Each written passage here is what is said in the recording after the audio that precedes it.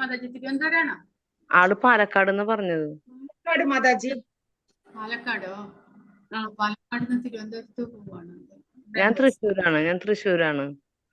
അതെയോ? തൃശ്ശൂരിൽ നിന്ന് കയറാൻ ഒരുപാട് പേരുണ്ടാവും മാതാജി. മാതാജിമാരൊക്കെ തൃശ്ശൂരിൽ നിന്നായിരിക്കും വരിക. അതെ, അവരുടെ നമ്പറുകളൊക്കെ തന്നിട്ടുണ്ട്.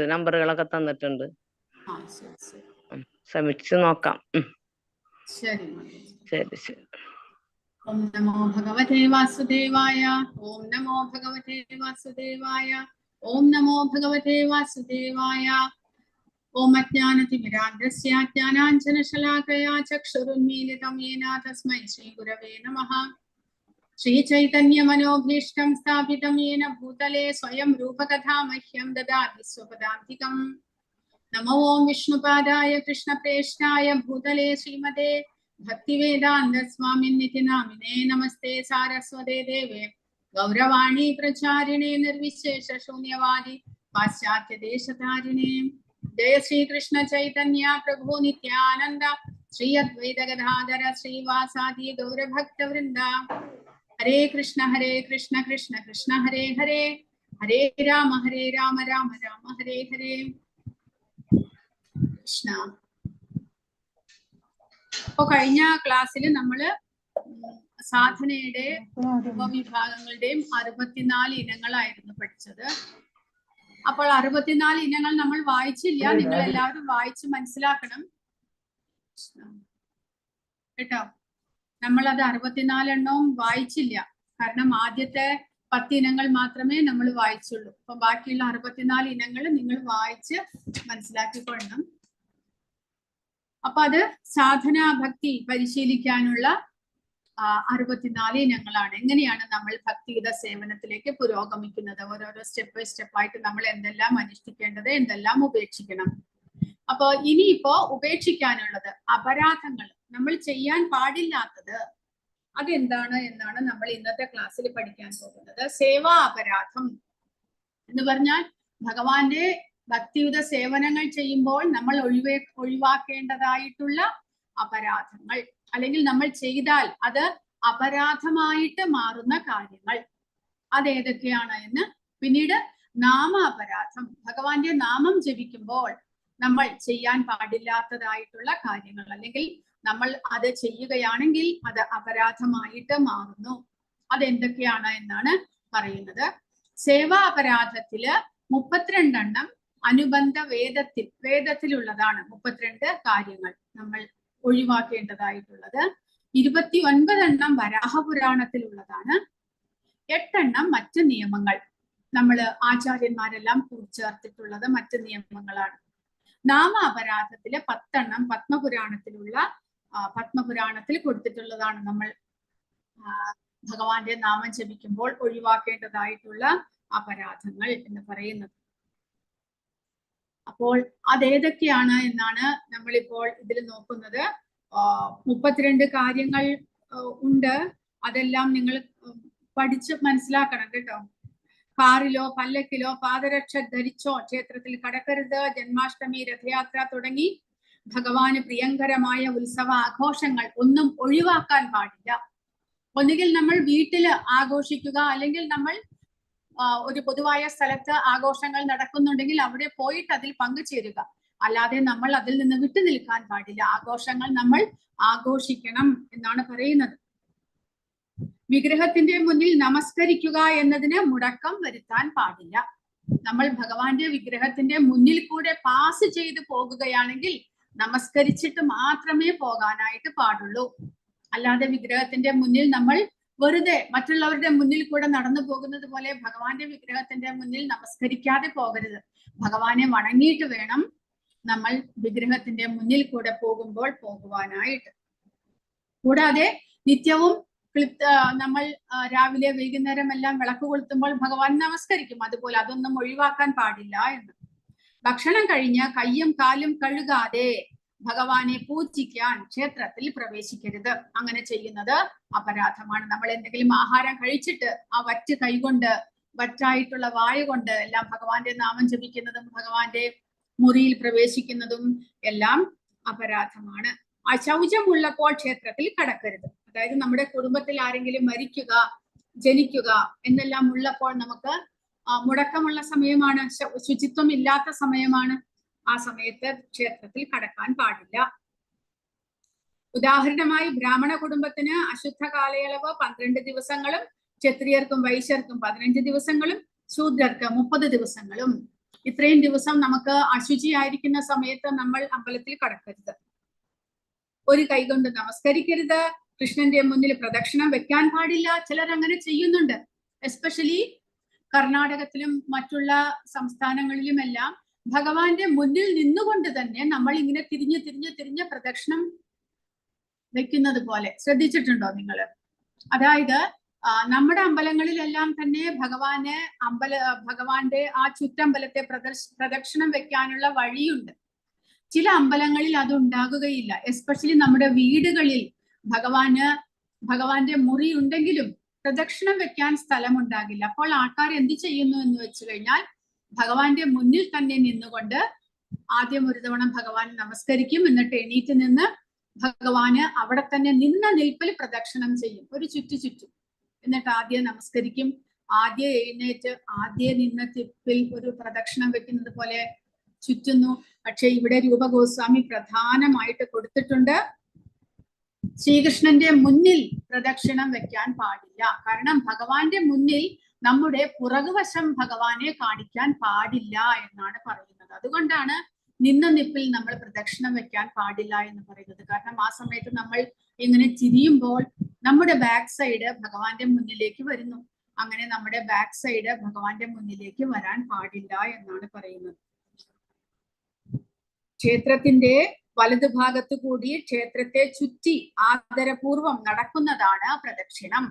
അതാണ് സാധാരണ അമ്പലങ്ങളിലെല്ലാം ഉള്ളത്. ചുറ്റമ്പലം ഉണ്ടാകും, നമ്മൾ അതിലൂടെ പ്രദക്ഷിണം വെച്ച് വരുന്നു നടന്നുകൊണ്ട്. അതാണ് ശരിയായിട്ടുള്ള പ്രദക്ഷിണം. നാലമ്പലത്തെ ചുറ്റി വേണം പ്രദക്ഷിണം വെക്കാൻ. കുറഞ്ഞത് പ്രതിദിനം 3 തവണയാണെങ്കിലും അങ്ങനെ പ്രദക്ഷിണം വെക്കണം. അതാണ് ശരിയായിട്ടുള്ള രീതി. ചുറ്റമ്പലത്തെ ചുറ്റി നമ്മൾ ഭഗവാന്റെ ഭഗവാൻ ഇരിക്കുന്ന ഗർഭഗുടിയുടെ 4 സൈഡിനും പ്രദക്ഷിണം വെക്കണം. അപ്പോൾ മാത്രമേ അത് പ്രദക്ഷിണമാകുന്നുള്ളൂ. അല്ലാതെ നിന്ന നിപ്പിൽ നിന്ന് തിരിഞ്ഞ് പ്രദക്ഷിണം വെക്കുന്നത് അപരാധമാണ്. വിഗ്രഹത്തിന് മുന്നിൽ കാല് വെക്കരുത്. ഒരു കൈ കൊണ്ട് കാലിന്റെ ഞെരിയാണിയിലോ കൈമുട്ടിലോ കാൽമുട്ടിലോ പിടിച്ചുകൊണ്ട് വിഗ്രഹത്തിന് മുന്നിൽ ഇരിക്കരുത്. കൃഷ്ണ വിഗ്രഹത്തിന്റെ മുന്നിൽ കിടക്കരുത്. വിഗ്രഹത്തിന്റെ മുന്നിൽ വെച്ച് പ്രസാദം സ്വീകരിക്കരുത്. ഭഗവാന്റെ മുറി നമ്മുടെ മുമ്പിലുള്ള വലിയ ഹാളിന്റെ ഒരു സൈഡിലാണ് എന്ന് വെക്കുക. അവിടെ ഇരുന്ന് എല്ലാവർക്കും ഒരുമിച്ച് സദ്യ കൊടുക്കുന്നതെല്ലാം നമ്മൾ വീട്ടിൽ എന്തെങ്കിലും ഫംഗ്ഷൻ ഉണ്ടെങ്കിൽ ആ വലിയ ഹാളിൽ ഇലയിട്ട സദ്യ എല്ലാം കൊടുക്കും. പക്ഷേ ഭഗവാന്റെ മുറി അപ്പോൾ നമ്മൾ അടയ്ക്കാനായിട്ട് ശ്രദ്ധിക്കണം. ഒരു കർട്ടൻ ഇട്ടിട്ട് അല്ലെങ്കിൽ ഒരു വാതിൽ അടച്ചിട്ട് ഭഗവാൻ കാണാത്ത വിധത്തിൽ മാത്രമേ നമ്മൾ എല്ലാവരും ഇരുന്ന് ഭക്ഷണം കഴിക്കാൻ പാടുള്ളൂ. ഭഗവാന്റെ മുറി തുറന്നിരിക്കുമ്പോൾ ഭഗവാന്റെ മുന്നിലായിട്ട് ഭഗവാൻ കണ്ടുകൊണ്ട് നമ്മൾ ഒരിക്കലും എല്ലാവരും ചേർന്നിരുന്ന ഭക്ഷണം, അല്ലെങ്കിൽ നമ്മൾ തന്നെ ഒരാളാണെങ്കിലും ഭക്ഷണം കഴിക്കാൻ പാടില്ല. ഒരു കർട്ടൻ ഇട്ടിട്ട് മൂടുക, അല്ലെങ്കിൽ വാതിൽ അടയ്ക്കുക. എന്നിട്ട് വേണം നമ്മൾ എല്ലാവരും ഭക്ഷണം കഴിക്കാൻ. ഭഗവാന്റെ മുന്നിൽ ഇരുന്നു കൊണ്ട് ഭക്ഷണം കഴിക്കരുത് എന്ന്. വിഗ്രഹത്തിന്റെ മുന്നിൽ നിന്നുകൊണ്ട് കള്ളം പറയരുത്. വിഗ്രഹത്തിന്റെ മുന്നിൽ വെച്ച് ഉച്ചത്തിൽ സംസാരിക്കരുത്. വിഗ്രഹത്തിന്റെ മുന്നിൽ വെച്ച് മറ്റുള്ളവരുമായി വർത്തമാനം പറയരുത്. വിഗ്രഹത്തിന്റെ മുന്നിൽ വെച്ച് കൂക്കി വിളിക്കുകയോ നിലവിളിക്കുകയോ ചെയ്യരുത്. വിഗ്രഹത്തിന്റെ മുന്നിൽ വെച്ച് ലഹള കൂടുകയോ അടിപിടി ഉണ്ടാക്കുകയോ അരുത്. വിഗ്രഹത്തിന്റെ മുന്നിൽ വെച്ച് ശാസിക്കുകയോ ശിക്ഷിക്കുകയോ അരുത്. വിഗ്രഹത്തിന്റെ മുന്നിൽ വെച്ച് ഭിക്ഷ നൽകരുത്. വിഗ്രഹത്തിന്റെ മുന്നിൽ വെച്ച് പരുഷമായി സംസാരിക്കരുത്. കമ്പിളി പുതപ്പ് ധരിച്ച് വിഗ്രഹത്തിന് മുന്നിൽ ചെല്ലരുത്. വിഗ്രഹത്തിന്റെ സാന്നിധ്യത്തിൽ അന്യരെ സ്തുതിക്കുകയോ പ്രകീർത്തിക്കുകയോ അരുത്. അതും ഒരു ഇമ്പോർട്ടന്റ് ആയിട്ടുള്ള കാര്യമാണ്. ഭഗവാന്റെ മുന്നിൽ വെച്ച് മറ്റുള്ളവരെ സ്തുതിച്ച് സംസാരിക്കുക അതൊരിക്കലും പാടില്ല. കാരണം ഭഗവാന്റെ മുന്നിൽ വെച്ച് ഭഗവാനെ സ്തുതിക്കാൻ മാത്രമേ പാടുകയുള്ളൂ. അപ്പോൾ ഭഗവാനെ ചെറുതാക്കി കാണിക്കുന്നത് പോലെയാകില്ലേ? ഒരിക്കലും അങ്ങനെ മറ്റുള്ളവരുടെ സ്തുതി അല്ലെങ്കിൽ മറ്റുള്ളവരെ പ്രകീർത്തിക്കൽ അതൊന്നും തന്നെ ഭഗവാന്റെ മുന്നിൽ വെച്ച് പാടില്ല. വിഗ്രഹത്തിന്റെ മുന്നിൽ വെച്ച് അസഭ്യ ഭാഷണം അരുത്. വിഗ്രഹത്തിന് മുന്നിൽ വെച്ച് അധോമുഖ വായു ബഹിർഗമിപ്പിക്കരുത്. അവരവരുടെ കഴിവനുസരിച്ച് ഭഗവാൻ എന്തെങ്കിലും സമർപ്പിക്കുന്ന കാര്യം മറക്കരുത്. ഇലയോ പൂവോ കായോ ജലമോ എന്തും ഭഗവാന് സമർപ്പിക്കാമെന്നും അതിൽ ഭഗവാൻ തൃപ്തനാണ് എന്നും ഭഗവത്ഗീതയിൽ പറയുന്നു. ഈ പദ്ധതി സാർവത്രികമായി അംഗീകരിക്കപ്പെട്ടിട്ടുണ്ട്. അതുകൊണ്ട് വെറും കൈയോടെ ഭഗവാനെ ആരാധിക്കാൻ പോകരുത്. അതേസമയം സമ്പന്നന്മാർ അവരുടെ കഴിവിനൊത്തു വേണം ഭഗവാൻ എന്തെങ്കിലും സമർപ്പിക്കാൻ. അതായത് ഭഗവാൻ പത്രം പുഷ്പം ഫലം തോയം എന്ന് പറഞ്ഞതുകൊണ്ട് ഭഗവാൻ ഇത് മാത്രം കൊടുത്താൽ മതി, അങ്ങനെയല്ല. കാരണം ഏത് ദരിദ്രനായാലും അവരവരുടെ കഴിവനുസരിച്ച് ഭഗവാൻ എന്തെങ്കിലും സമർപ്പിക്കാൻ സാധിക്കും എന്ന് തെളിയിക്കാൻ വേണ്ടിയിട്ടും കൂടിയാണ് ഭഗവാൻ പറയുന്നത്. അദ്ദേഹം നമ്മൾ ഒരു ഇലയോ പൂവോ വെള്ളമോ ഫലങ്ങളോ കൊടുത്തു കഴിഞ്ഞാൽ അദ്ദേഹം സന്തുഷ്ടനാകും എന്ന് പറയുന്നത്. പക്ഷേ അത് കേട്ടിട്ട് സമ്പന്നന്മാർ, അതായത് വളരെയധികം സമ്പത്തുള്ളവർക്ക് ഇതിലും കൂടുതൽ ഭഗവാന് പട്ടുവസ്ത്രങ്ങളും ആടയാഭരണങ്ങളും എല്ലാം കൊടുക്കാൻ സാധിക്കുമ്പോൾ അത് കൊടുക്കാതിരിക്കരുത് എന്നാണ് പറയുന്നത്. അവരും വെറും ഫലങ്ങളോ പൂവോ വെള്ളമോ മാത്രം കൊടുത്ത് ഭഗവാനെ സന്തോഷിപ്പിക്കാൻ ശ്രമിക്കരുത്. നമ്മുടെ സാമ്പത്തിക സ്ഥിതി അനുസരിച്ച് ഭഗവാന്റെ സേവകൾ നമ്മൾ ചെയ്യേണ്ടതാണ്. വിലപിടിപ്പുള്ള ആടയാഭരണങ്ങൾ, പൂക്കൾ, നല്ല ഭക്ഷ്യവസ്തുക്കൾ തുടങ്ങിയവ ഭഗവാന് എന്തെങ്കിലും സമർപ്പിക്കാൻ സമ്പന്നർ അവരുടെ സമ്പത്തിനനുസരിച്ച് കഴിവിനൊത്ത് സമർപ്പിക്കണം എന്ന് പറയുന്നു. ഭഗവാന് ഇലയും വെള്ളവും തന്റെ ഐന്ദ്രിയ സംതൃപ്തനത്തിന് വേണ്ടി വാരിക്കോരി ചെലവാക്കൽ ഈ മനോഭാവം ശരിയല്ല എന്നും ഓർക്കേണ്ടതാണ്. അതായത് നമ്മുടെ സന്തോഷത്തിന് വേണ്ടിയിട്ട് നമ്മൾ ഒരുപാട് ചെലവാക്കുക, ഭഗവാന് വെറും ഇലയും വെള്ളവും പൂക്കളും ഫലങ്ങളും മാത്രം, അത് ശരിയല്ല എന്ന് മനസ്സിലാക്കണം. നമ്മൾ എന്തെങ്കിലും ചെലവാക്കുന്നുണ്ടെങ്കിൽ അതിനനുസരിച്ച് ഭഗവാന്, ഒന്നാമത് നമ്മൾ വാങ്ങിക്കുന്നതെല്ലാം ഭഗവാന് സമർപ്പിക്കണം. അതുകൂടാതെ നമ്മുടെ കഴിവിനനുസരിച്ച് ഭഗവാനെ സേവിക്കുകയും വേണം. ഭഗവാന് സമർപ്പിക്കാതെ ഒരു സാധനവും തിന്നരുത്. ഋതുഭേദം അനുസരിച്ച് ലഭ്യമാകുന്ന പഴങ്ങളും ധാന്യങ്ങളും കൃഷ്ണന് സമർപ്പിക്കുന്ന കാര്യത്തിൽ ഉപേക്ഷ വരുത്തരുത്. പാകം ചെയ്ത ഭക്ഷണം ഭഗവാന് സമർപ്പിക്കുന്നതിന് മുന്നേ മറ്റാർക്കും കൊടുക്കാൻ പാടില്ല. വിഗ്രഹത്തിന് പുറം തിരിഞ്ഞിരിക്കരുത്. നിശബ്ദമായി പ്രാർത്ഥിച്ചുകൊണ്ടാവരുത് ആത്മീയ ആചാര്യനെ വണങ്ങുന്നത്. അതായത് നമ്മൾ പ്രഭുപാദരെ അല്ലെങ്കിൽ നമ്മുടെ ഗുരുദേവനെ വണങ്ങുമ്പോൾ ആ പ്രാർത്ഥനകൾ നമ്മൾ ഉറക്കെ തന്നെ ചൊല്ലണം എന്നാണ് പറയുന്നത്. ആത്മീയ ആചാര്യന്റെ സാന്നിധ്യത്തിൽ സ്തുതി വചനങ്ങൾ പറയണം. അദ്ദേഹത്തിന്റെ മുന്നിൽ വെച്ച് അദ്ദേഹത്തെ സ്തുതിച്ചുകൊണ്ട് നമ്മൾ സംസാരിക്കേണ്ടതാണ് എന്ന്. ആത്മീയ ആചാര്യന്റെ മുന്നിൽ വെച്ച് ആത്മപ്രശംസ നടത്തരുത്. നമ്മുടെ പ്രശംസ നമ്മൾ ഒരിക്കലും ചെയ്യാൻ പാടില്ല. ഭഗവാന്റെ മുന്നിൽ വെച്ചാകട്ടെ, ഗുരുദേവന്റെ മുന്നിൽ വെച്ചാകട്ടെ. വിഗ്രഹത്തിന്റെ മുന്നിൽ നിന്നുകൊണ്ട് അർദ്ധദൈവങ്ങളെ, അതായത് മറ്റുള്ള ദേവന്മാരെ നമ്മൾ ഭഗവാന്റെ മുന്നിൽ നിന്നുകൊണ്ട് അധിക്ഷേപിക്കുകയോ അവരെ കുറ്റം പറയുകയോ അതൊന്നും ചെയ്യാൻ പാടില്ല. ഇതെല്ലാം 32 ചെയ്യാൻ പാടില്ലാത്ത കാര്യങ്ങളുടെ പട്ടികയാണ്. ഇനി അതുകൂടാതെ വരാഹപുരാണത്തിൽ 29 വേറെ പറയുന്നുണ്ട്. ഇരുട്ടുമുറിയിൽ വെച്ച് വിഗ്രഹത്തെ സ്പർശിക്കരുത്. ഭഗവാന്റെ മുറിയിൽ നമ്മൾ രാത്രി സമയത്ത് നമ്മൾ ഉറങ്ങാൻ പോകുന്നതിന് മുന്നേ ഭഗവാന്റെയും പൂക്കളെല്ലാം എടുത്ത് ഭഗവാന്റെ മുറിയിലെ വിളക്കണച്ചിട്ട് ഭഗവാൻ ഉറങ്ങുന്നതായിട്ട് പോകുന്നതായി സങ്കല്പിച്ചുകൊണ്ട് അദ്ദേഹത്തിന് ജപം ചൊല്ലിയിട്ട് നമ്മൾ മുറി അടയ്ക്കേണ്ടതാണ്. അത് കഴിഞ്ഞ് രാവിലെ നമ്മൾ നേരെ കയറി ചെല്ലരുത്. പിന്നെയോ ഒന്നുകിൽ കൈ കൊട്ടി ഭഗവാനെ ഉണർത്തി എഴുന്നേൽപ്പിച്ചിട്ട് നമ്മൾ ഭഗവാന്റെ നാമജപം ചൊല്ലിക്കൊണ്ട് ഭഗവാന്റെ മുറിയിലേക്ക് പ്രവേശിക്കണം. അല്ലെങ്കിൽ മണിയുണ്ടെങ്കിൽ മണി കുലുക്കി ഭഗവാനെ എണീപ്പിച്ചിട്ട് ഭഗവാന്റെ നാമജപം ചൊല്ലിക്കൊണ്ട് അകത്ത് പ്രവേശിക്കണം. അല്ലാതെ ഭഗവാന്റെ ഇരുട്ടുമുറിയിൽ നമ്മൾ അങ്ങനെ തന്നെ കയറി ചെല്ലാൻ പാടില്ല. വിളക്ക് ഭഗവാനെ ഉണർത്തി നമ്മൾ കടക്കാനായിട്ട് പാടുള്ളൂ. വിഗ്രഹാരാധനയുടെ ചിട്ടവട്ടങ്ങൾ ഒന്നുപോലും ഉപേക്ഷിക്കരുത്. എന്തെങ്കിലും ശബ്ദമുണ്ടാക്കിക്കൊണ്ടല്ലാതെ വിഗ്രഹം പ്രതിഷ്ഠിച്ചിരിക്കുന്ന ക്ഷേത്രത്തിനുള്ളിൽ കടക്കരുത്. നായ തുടങ്ങിയ നികൃഷ്ട ജീവികൾ കാണെ ഭക്ഷണ സാധനങ്ങൾ വിഗ്രഹത്തിന് മുന്നിൽ സമർപ്പിക്കരുത്.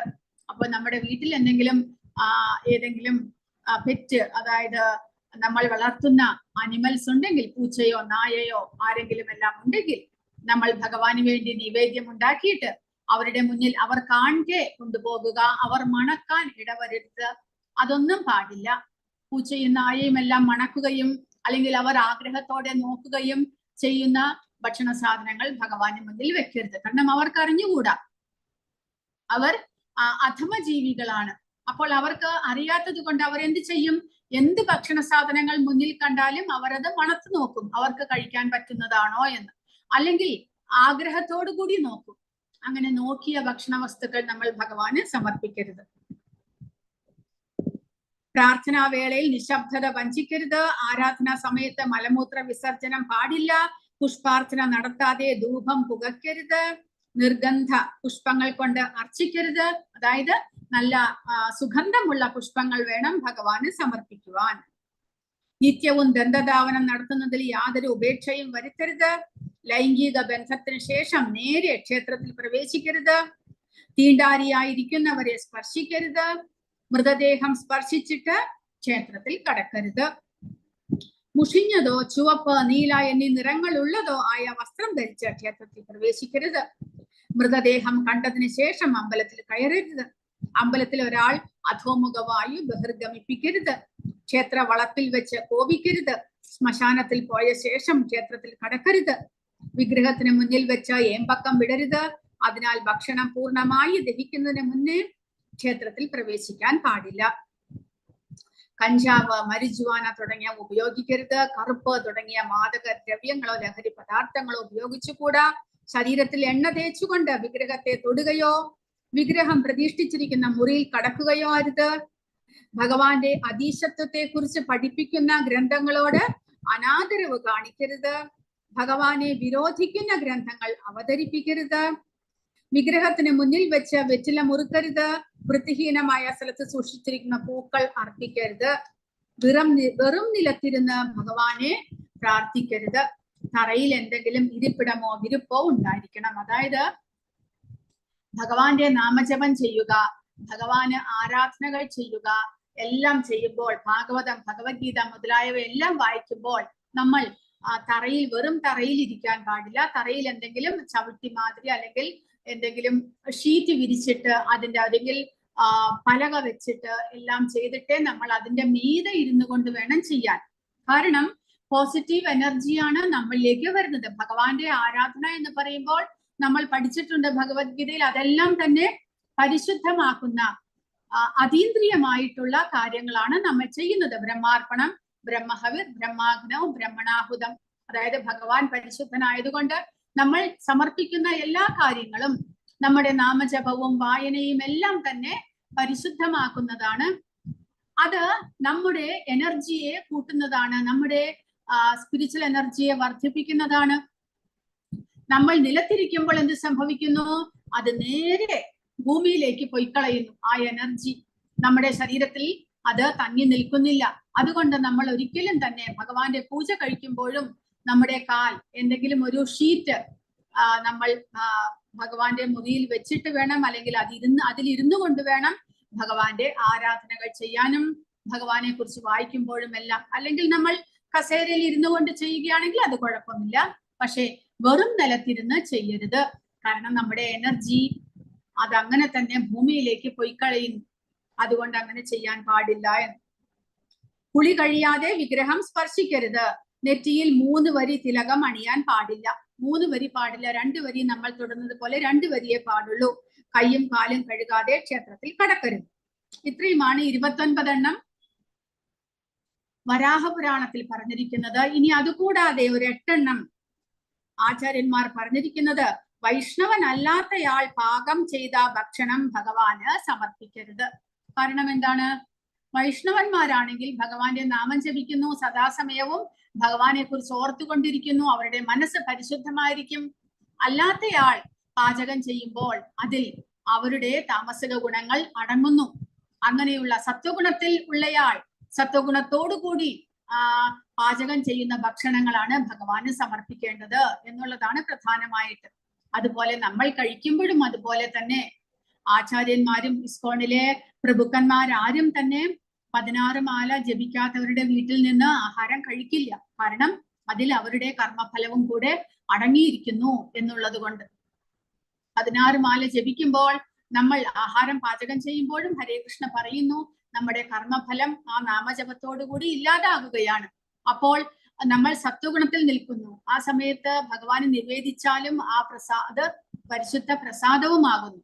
നേരെ മറിച്ച് നാമജപം ചെയ്യാത്തയാൾ, മനസ്സ് പരിശുദ്ധമാകാത്തയാൾ ആഹാരം പാചകം ചെയ്ത് അത് നമ്മൾ ഭഗവാന് സമർപ്പിച്ചാലും കൂടെ അത് യോഗ്യമാകുന്നില്ല. ഭഗവാന് സമർപ്പിക്കാനും യോഗ്യമല്ല, നമുക്ക് കഴിക്കാനും അത് യോഗ്യമല്ല എന്ന്. ഭക്തിഹീനന്റെ മുന്നിൽ വെച്ച് ആരാധന നടത്തരുത് തുടങ്ങിയ അരുതാത്ത കാര്യങ്ങൾ വേറെയുമുണ്ട്. ഭക്തിയുത സേവനത്തിന് വന്നുകൂടിയേക്കാവുന്ന വിഘ്നങ്ങൾ ഇല്ലാതെയാക്കുന്നതിന് ഗണപതിയെ ആദ്യം പൂജിക്കണം. ഭഗവാൻ നാരായണന്റെ പാതാരവിന്ദങ്ങളെ പൂജിക്കുന്ന ആളാണ് ഗണപതി എന്നും അങ്ങനെ വിഘ്നങ്ങൾ തീർക്കുന്നതിന് മുൻ ശുഭയനായി ഭവിച്ചു എന്നും ബ്രഹ്മസംഹിതയിൽ പറയുന്നുണ്ട് ഗണപതിയെ കുറിച്ച്. അപ്പോൾ അതുകൊണ്ട് ഗണപതിയെ ഭക്തന്മാർ പൂജിക്കുന്നതിൽ തെറ്റില്ല എന്ന് പറയുന്നു. കാരണം ഗണപതി ഭഗവാന്റെ ഭക്തനായതുകൊണ്ട് നമ്മളുടെ ഭക്തിയുടെ സേവനത്തിനുണ്ടാകുന്ന വിഘ്നങ്ങളെയെല്ലാം തന്നെ ഗണപതി തീർക്കുന്നു. നഖം കൊണ്ടോ വിരലുകൊണ്ടോ സ്പർശിച്ച വെള്ളത്തിൽ വിഗ്രഹത്തെ കുളിപ്പിക്കരുത്. വിയർത്തിരിക്കുന്ന ഭക്തൻ പ്രതിഷ്ഠാമൂർത്തിയെ ആരാധിക്കാൻ പാടില്ല. ഇങ്ങനെ ഒട്ടനേകം വിലക്കുകളുണ്ട്. ഭഗവാന് സമർപ്പിച്ച പൂക്കൾ ചവിട്ടുകയോ അവയെ കവച്ച് കടക്കുകയോ പാടില്ല. ദൈവത്തെ പ്രതി ആണയിടരുത്. ഭക്തിയുടെ സേവനത്തിന്റെ കാര്യത്തിലുള്ള പലതരം അപരാധങ്ങളാണ് ഇവയൊക്കെ. അതുകൊണ്ട് ഇതെല്ലാം നമ്മൾ കരുതലോടുകൂടി ഒഴിവാക്കണം എന്നാണ് പറയുന്നത്. പക്ഷേ അതുകൂടാതെ പത്മപുരാണത്തിൽ പറയുന്നത് നമ്മൾ ഭഗവാന് സറണ്ടർ ആകുകയാണെങ്കിൽ, പൂർണ്ണമായിട്ടും ശരണാഗതി ചെയ്യുകയാണെങ്കിൽ നമ്മുടെ ഇതുവരെ ചെയ്ത അപരാധങ്ങളെല്ലാം തന്നെ ഭഗവാൻ പൊറുക്കുന്നു, ഇല്ലാതെയാകുന്നു.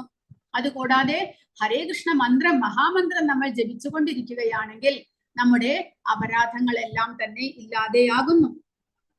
എന്നാലോ ആ തിരുനാമം ജപിക്കുന്നതിന് നമ്മൾ ചെയ്യുമ്പോൾ ഉണ്ടാകുന്ന അപരാധങ്ങളാണെങ്കിലോ അത് ഒഴിവാക്കാൻ പാടില്ല. അത് ആ പാപത്തിന് മോചനമില്ല എന്നാണ് പറയുന്നത്. കാരണം ഭഗവാനിൽ ആത്മാർപ്പണം നടത്തുന്നവൻ എല്ലാ പാപങ്ങളിൽ നിന്നും മുക്തനായി തീരുമെന്ന അർത്ഥം. ഭഗവാനോട് തെറ്റ് ചെയ്തവനാണെങ്കിൽ പോലും അദ്ദേഹത്തിന്റെ നാമങ്ങളെ ശരണം പ്രാപിച്ചവർക്ക് മോചനം ലഭിക്കും. എന്നാൽ തിരുനാമങ്ങളെ ആക്ഷേപിക്കുന്ന പാപിക്ക് മോചനമില്ല എന്നാണ് പറയുന്നത്. അപ്പോൾ 10 ഭഗവാന്റെ നാമജപം ചെയ്യുമ്പോൾ നമ്മൾ ഒഴിവാക്കേണ്ടുന്ന അപരാധങ്ങളാണ്. ഭഗവാന്റെ തിരുനാമങ്ങൾ പ്രചരിപ്പിക്കുന്നതിന് ജീവിതം ഒഴിഞ്ഞു വെച്ചിരിക്കുന്ന ഭക്തന്മാരെ നിന്ദിക്കുക, അത് ഏറ്റവും വലിയ അപരാധമാണ്. ശിവന്റെയും ബ്രഹ്മാവിന്റെയും നാമങ്ങൾ വിഷ്ണുവിന്റെ നാമത്തിന് തുല്യമായി കരുതുക. ഏത് ദേവന്മാരും വിഷ്ണുവിനെ പോലെ തന്നെ എന്ന് കരുതാൻ പാടില്ല. കാരണം ഭഗവാനിൽ നിന്നാണ് മറ്റുള്ള ദേവന്മാരും ഉത്ഭവിച്ചിരിക്കുന്നത് എന്ന് നമ്മൾ മനസ്സിലാക്കണം. ആത്മീയ ഗുരുവിന്റെ ശാസനകളെ, അതായത് നിബന്ധനകളെ, നിർദ്ദേശങ്ങളെ അനുസരിക്കാതിരിക്കുക. വേദഗ്രന്ഥങ്ങളെയോ വേദപാഠങ്ങളെ അവലംബിച്ചുള്ള ഗ്രന്ഥങ്ങളെയോ ദുഷിക്കുക. ഹരേ കൃഷ്ണ എന്ന് ജപിക്കുന്നതിന്റെ മാഹാത്മ്യത്തെ സാങ്കല്പികമെന്ന് കരുതുക. ഭഗവാന്റെ തിരുനാമങ്ങളെ തോന്നിയ പോലെ വ്യാഖ്യാനിക്കുക. ഭഗവാന്റെ തിരുനാമത്തിന്റെ ബലത്തിൽ പാപകർമ്മങ്ങളിൽ ഏർപ്പെടുക. അത് ഏറ്റവും വലിയ അപരാധമാണ്. കാരണം ഭഗവാന്റെ നാമം ജപിക്കുമ്പോൾ നമ്മുടെ പാപകർമ്മങ്ങളെല്ലാം ഇല്ലാതായിത്തീരും എന്ന് പറയുന്നുണ്ട്.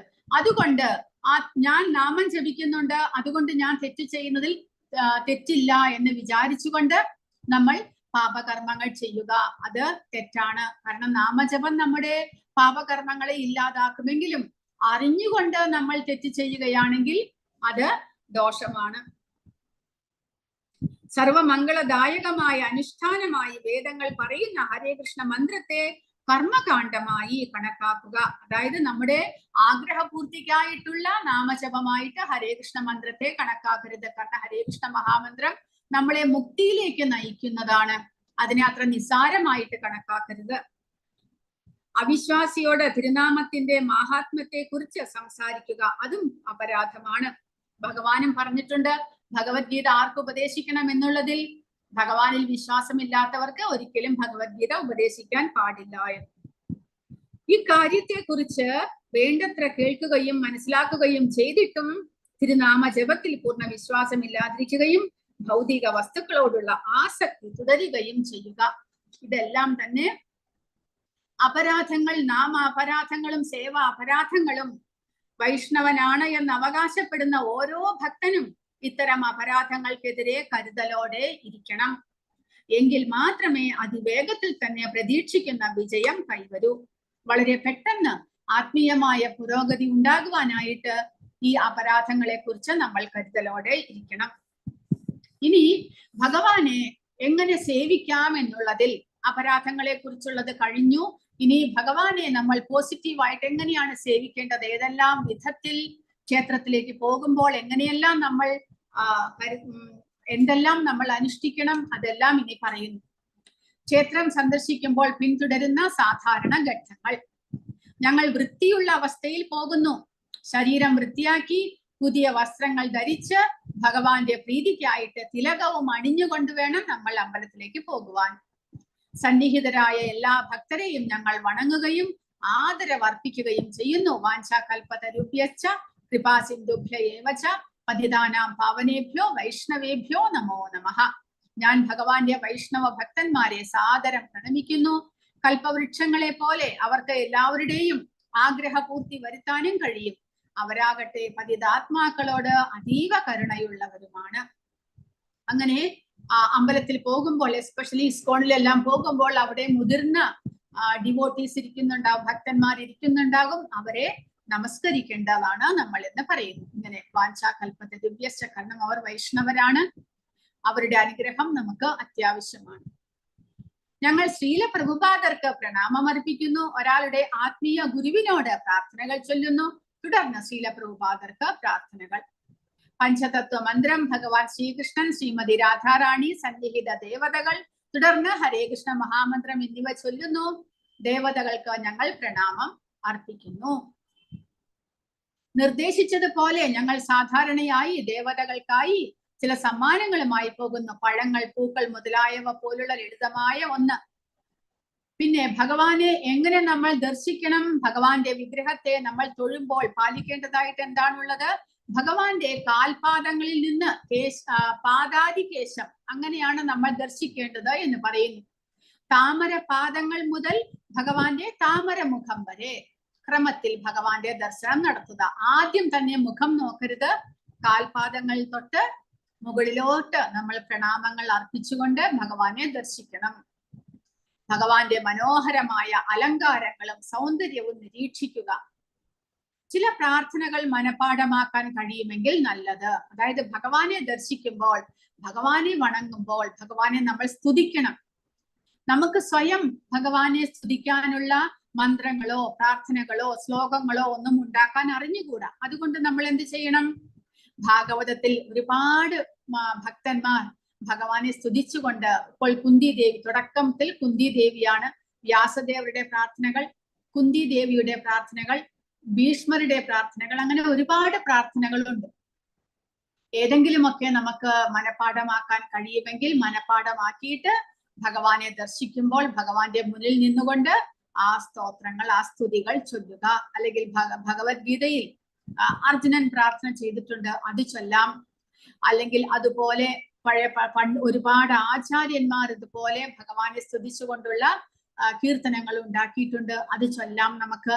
അങ്ങനെ ഭഗവാനെ തൊഴുമ്പോൾ നമ്മൾ വെറുതെ കണ്ണടച്ച് വായ മൂടി ചൊല്ലരുത്. പിന്നെയോ മന്ത്രങ്ങൾ, പ്രാർത്ഥനകൾ, സ്തുതികൾ ഇവയെല്ലാം ചൊല്ലി ഭഗവാനെ സന്തോഷിപ്പിക്കാൻ ശ്രമിക്കണം എന്നാണ് പറയുന്നത്. ഭഗവാന്റെ സ്ഥാനം മഹത്വവൽക്കരിക്കുക. ഞങ്ങളുടെ നിസാരമായ സ്ഥാനം ഭഗവാന്റെ സേവനത്തിൽ ഏർപ്പെടാൻ അഭ്യർത്ഥിക്കുന്നു. അങ്ങനെ ഭഗവാനെ സ്തുതിച്ചതിന് ശേഷം ഭഗവാനോട് പ്രാർത്ഥന, അതായത് ആ ഭഗവാൻ മഹാനാണ്. ആ ഭഗവാന് നമ്മുടെ എല്ലാ പാപകർമ്മങ്ങളെയും ഇല്ലാതാക്കാൻ സാധിക്കും. നമ്മൾ വെറും നിസ്സാരരാണ്, അതുകൊണ്ട് നമുക്ക് ഭഗവാന്റെ സേവനയിൽ ഏർപ്പെടാൻ ആഗ്രഹമുണ്ട് എന്നിങ്ങനെ ഭഗവാനോട് പ്രാർത്ഥിക്കുക. ഭഗവാന്റെ കരുണ കൊണ്ട് മാത്രമേ നമുക്ക് അങ്ങനെയുള്ള ഉയർന്ന ഒരു സ്ഥാനത്തേക്ക് എത്താൻ സാധിക്കുകയുള്ളൂ. നമ്മുടെ പ്രയത്നങ്ങൾക്ക് ഭഗവാൻ കരുണ ചൊരിയണം. അങ്ങനെ ഭഗവാനോട് നമ്മൾ പ്രാർത്ഥിക്കുക. ക്ഷേത്രം ഒരു സാധാരണ സ്ഥലമല്ല. നാം ഇതിനെക്കുറിച്ച് ബോധവാന്മാരായിരിക്കണം. കൂടാതെ ക്ഷേത്ര ഹാളിൽ പ്രവേശിക്കുമ്പോഴും പുറത്തു പോകുമ്പോഴും നമ്മുടെ പ്രണാമങ്ങൾ, അതായത് പഞ്ചാംഗ പ്രണാമം, ആണുങ്ങളാണെങ്കിൽ സാഷ്ടാംഗ പ്രണാമം, സ്ത്രീകളാണെങ്കിൽ പഞ്ചാംഗ പ്രണാമം അർപ്പിക്കണം. അമ്പലത്തിൽ കടന്ന വഴി ഭഗവാനെ കാണുന്നതോടുകൂടി തന്നെ ഭഗവാനെ നമസ്കരിക്കണം. തിരിച്ചവിടെ നിന്ന് പുറത്തേക്ക് പോകുമ്പോഴും ഭഗവാനെ നമസ്കരിച്ചിട്ട് വേണം പുറത്തേക്ക് പോകുവാൻ എന്നാണ് പറയുന്നത്. പിന്നെ ഇനി നമ്മുടെ ശരീരം എങ്ങനെ അലങ്കരിക്കണം വൈഷ്ണവ തിലകം കൊണ്ട്? കാരണം നമ്മുടെ ശരീരം എന്നുള്ളത് ക്ഷേത്രമാണ് എന്ന് ഭഗവത്ഗീതയിൽ ഭഗവാൻ പറയുന്നുണ്ട്. പരമാത്മാവായിട്ടുള്ള ആ ഭഗവാൻ വസിക്കുന്ന ക്ഷേത്രമാണ് നമ്മുടെ ശരീരം. ആ ക്ഷേത്രത്തെ നമ്മൾ ഭഗവാന്റെ ഭഗവാൻ ഇരിക്കുന്ന സാന്നിധ്യങ്ങൾ, ഭഗവാന്റെ സാന്നിധ്യമുള്ള സ്ഥലങ്ങളെല്ലാം തന്നെ അലങ്കരിക്കണം തിലകം കൊണ്ട്. നമ്മുടെ ശരീരത്തിൽ 12 ദിക്കിൽ 12 നാമത്തോടു കൂടിയ വിഷ്ണു ഭഗവാൻ സ്ഥിതി ചെയ്യുന്നുണ്ട് എന്നാണ് പറയുന്നത്. നെറ്റിയിൽ കേശവൻ ഇരിക്കുന്നു, വയറ്റിൽ നാരായണൻ, നെഞ്ചിൽ മാധവൻ, കഴുത്തിൽ ഗോവിന്ദൻ, വയറിന്റെ വലത് ഭാഗത്ത് വിഷ്ണു, പിന്നെ കൈയിന്റെ 2 താഴെയുള്ള ഭാഗത്ത് മധുസൂദനൻ, വലത് തോളിൽ ത്രിവിക്രമൻ, വയറിന്റെ ഇടതുവശത്ത് വാമനൻ, ഇടത് കൈയിന്റെ താഴെ ശ്രീധരൻ, ഇടത് തോളിൽ ഋഷികേശൻ, പുറകുവശത്ത് മുകളിൽ പത്മനാഭൻ, താഴ്ന്ന വശത്ത് ദാമോദരൻ. ഇങ്ങനെ ഭഗവാൻ വിഷ്ണു 12 പേരിൽ നമ്മുടെ ഈ ശരീരം തല മുതൽക്ക് വയറ് വരെയുള്ള ഭാഗത്ത് ഭഗവാൻ സ്ഥിതി ചെയ്യുന്നുണ്ട്. ആ ഭഗവാന്റെ സ്ഥാനത്തെ അലങ്കരിക്കണം നമ്മൾ. എങ്ങനെ? ഈ തിലകം തൊട്ടിട്ട് ഗോപി ചന്ദനത്തിൽ കൈകൊണ്ട് മുക്കിയിട്ട് തിലകം ധരിച്ച് ഭഗവാന്റെ വാസസ്ഥാനമാണ് എന്ന് നമ്മൾ അടയാളപ്പെടുത്തണം. അത് നമ്മുടെ ഭഗവാന്റെ വാസസ്ഥാനത്തെ നമുക്ക് പരിശുദ്ധമാക്കാനും, അതുകൂടാതെ ഈ തിലകം ദർശിക്കുന്നവർക്ക് വിഷ്ണുവിനെ കുറിച്ച് ഓർമ്മ വരാനും ഇടയാക്കുന്നു.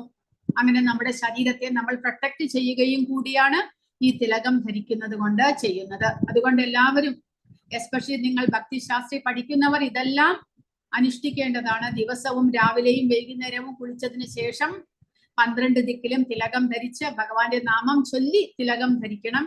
അത് വളരെ വിശേഷമാണ്.